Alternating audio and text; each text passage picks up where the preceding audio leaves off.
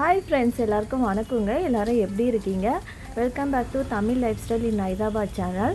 So என்னோடய சேனலை first time பார்க்குறீங்கன்னா ப்ளீஸ் சப்ஸ்கிரைப் பண்ணிவிட்டு பாருங்கள். பக்கத்தில் இருக்கிற பெல் ஐக்கானை கிளிக் பண்ணுங்கள். இந்த வீடியோ எப்படி இருக்குன்னு கமெண்ட் பண்ணுங்கள், ஷேர் பண்ணுங்கள், லைக் பண்ணுங்கள். என்னோடய சேனல் கண்டினியூவாக வந்து சப்போர்ட் பண்ணுறவங்களுக்கு ரொம்பவே தேங்க்ஸ்ங்க. இன்றைக்கி என்ன விலாக் பார்க்க போகிறீங்கன்னா ஒரு டே விலாக் தாங்க பார்க்க போகிறீங்க. ஸோ மார்னிங்லேருந்து ஈவினிங் வரைக்கும் நான் என்னென்ன வேலை செய்கிறேன்னு அதை பற்றி தாங்க நான் போட்டிருக்கேன். ஸோ வீடியோ போகிறதுக்கு முன்னாடி ஃபஸ்ட் டைம் நீங்கள் பார்க்குறீங்கன்னா ப்ளீஸ் சப்ஸ்கிரைப் பண்ணிவிட்டு பாருங்கள். மார்னிங் பார்த்தீங்கன்னா எப்பயும் போல் வந்து என்னோடய வேலையை ஸ்டார்ட் பண்ணியாச்சுங்க.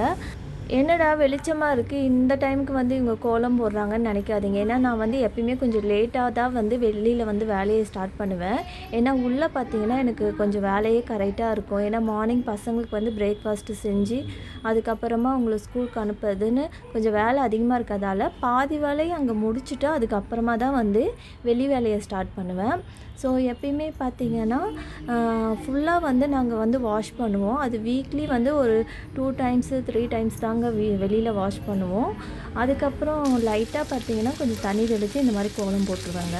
ஸோ நெக்ஸ்ட்டு பார்த்திங்கன்னா எப்பயும் போல் சட்னி செஞ்சுட்டு இப்போ பசங்களுக்கு தாங்க வந்து பிரேக்ஃபாஸ்ட்டு ரெடி பண்ணிகிட்ருக்கேன். ஏன்னா தோசையை வந்து இந்த மாதிரி சுற்றி கொடுத்தா தான் அவங்க ஈஸியாக சாப்பிட்டு போயிடுவாங்க.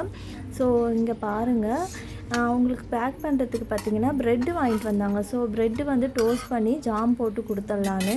ஏன்னா அதுனா கொஞ்சம் இஷ்டமாக அவங்க சாப்பிடுவாங்க. ஸோ இங்கே நீங்கள் நினைக்கலாம், என்ன லஞ்சுக்கு வந்து ஜாம் போட்டு கொடுக்குறீங்க ப்ரெட்டு, அது எப்படி பத்தோன்னு நினைக்கலாம்.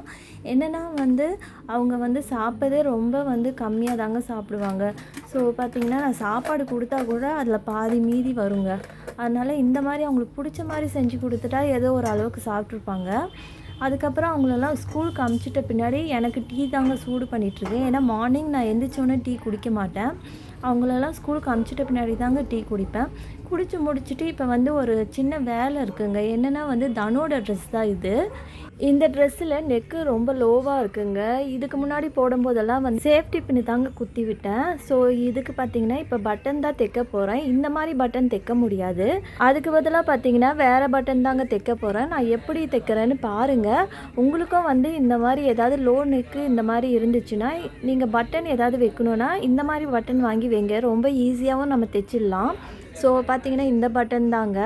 ஸோ இப்போ பாருங்கள் நான் எப்படி தைக்கிறேன்னு. ஃபஸ்ட்டு பார்த்திங்கன்னா நான் மார்க் பண்ணிக்கிறேன் எந்த இடத்துல வந்து பட்டன் வச்சு தைக்கணுன்னு. மார்க் பண்ணிட்ட பின்னாடி இப்போ பார்த்திங்கன்னா அதே கலர் நூல் எடுத்து இப்போ தைச்சிக்கிறேங்க. இப்போ தைச்சி முடிச்சாச்சுங்க.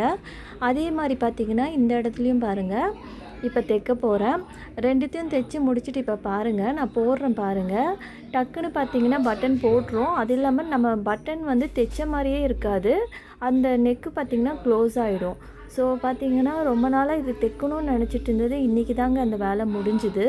ஸோ இங்கே பாருங்கள் எப்படி இருக்குது பாருங்கள், தெரியலல்ல? நீங்களும் ஏதாவது பட்டன் இந்த மாதிரி வைக்க வேண்டியது இருந்துச்சுன்னா இந்த மாதிரி பட்டன் வாங்கி தைச்சி பாருங்கள். இந்த பட்டன் வந்து லேடிஸ் டாப்புக்கு தான் வைக்கணும்னு இல்லைங்க, சின்ன பசங்க ஷர்ட்டு கூட நம்ம வைக்கலாங்க. ஸோ பட்டன் நமக்கு அந்த கலரில் கிடைக்கலனா இந்த மாதிரி பட்டன் வச்சு நம்ம வந்து அட்ஜஸ்ட் பண்ணிக்கலாம். ஸோ மோஸ்ட்லி நான் வந்து இந்த மாதிரி தாங்க வைப்பேன். நெக்ஸ்ட்டு இது தாங்க என்னோடய பிரேக்ஃபாஸ்ட்டு. பசி இல்லாமல் இருந்ததால் ஸோ நான் பார்த்திங்கன்னா லைட்டாக ஒரு 2 ப்ரெட்டும் கொஞ்சம் பாலும் எடுத்துக்கிட்டேன். நெக்ஸ்ட்டு வேலை செய்கிறதுக்கு ஆளுங்க வந்தாங்க. ஸோ அவங்களுக்கு தான் டீ போட்டு எடுத்துகிட்டு போயிட்டுருக்கேன். என்ன வேலைனா வந்து பைப்பு தாங்க ஃபிட் பண்ணிகிட்ருக்காங்க. ஸோ என்னென்னா வந்து எங்கள் கோட்ரஸில் வந்து தண்ணி ஸ்பீடாக வர மாட்டேங்குதுங்க. அதனால் மேலே டேங்க் இருக்கிறதால மேலே டேங்க்கில் தண்ணி ஏற மாட்டேங்குது. ஆஃபீஸில் கம்ப்ளைண்ட் பண்ணதால் ஆளுங்க வந்து இப்போ ரெடி பண்ணிகிட்ருக்காங்க. ஸோ நான் பார்த்திங்கன்னா எப்பயும் போல் வெயில் அடித்ததால் அங்கே உட்காந்து காயை தாங்க க்ளீன் பண்ணிகிட்ருக்கேன். என்ன பொரியல் பண்ணலான்னு பார்க்கும்போது அவரைக்கொட்டை ஆல்ரெடி செஞ்சுட்டு மீதி வச்சது இருந்துச்சுங்க.